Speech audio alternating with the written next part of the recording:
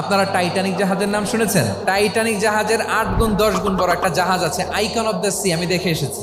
Royal Caribbean দেখে এসেছি। সাগরের সামনে জেটিতে যখন দাঁড়ালাম, জাহাজটা যখন যায়, আমার মনে হচ্ছে একটা শহর, পুরো একটা শহর মনে হয় পানির উপর দিয়ে ভেসে যাচ্ছে। পড়েন সুবহানাল্লাহ। এই যে আইকন অফ দ্য সি, এই জাহাজটা, এটার ভেতরে স্টেডিয়াম আছে, সুইমিং পুল আছে, রেস্টুরেন্ট আছে, 3000 4000 রুম বিশিষ্ট, কক্ষ বিশিষ্ট হোটেল আছে।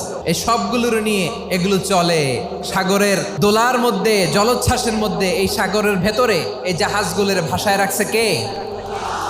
এই যে বাংলাদেশে যে গাড়িগুলো চালান, বেশিরভাগ গাড়ি আসে কিন্তু জাপান থেকে। হাজার হাজার গাড়ি একটা জাহাজ বহন করতে পারে। সূরাত বনী ইসরাঈলের এই চমৎকার আয়াতের ভেতরে আল্লাহ তাআলা বেসিকলি মানব জাতির প্রতি তার 4টি স্পেশাল অনুগ্রহের কথা বলেছেন। 2 নম্বর অংশে আল্লাহ তাআলা বললেন, ওয়া হামালনাহুম ফিল বাররি ওয়াল বাহর, স্থলে এবং সমুদ্রে আমি তাদের জন্য চলাচলের বাহন দিয়েছি। সুবহানাল্লাহ।